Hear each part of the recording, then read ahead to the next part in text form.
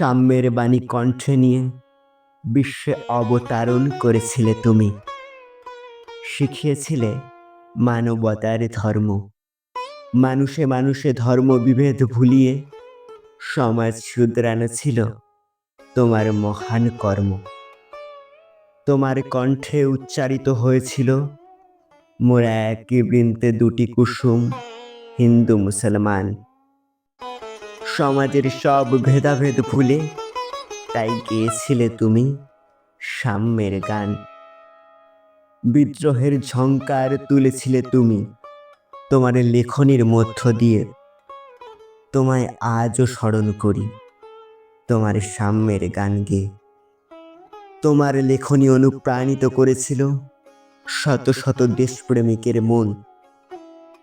তোমার আদর্শে উদ্বুদ্ধ হয়ে তারা দিয়েছিল দেশের জন্য জীবন। নজরুল, তুমি বিদ্রোহী কবি, বিদ্রোহের গান গাও।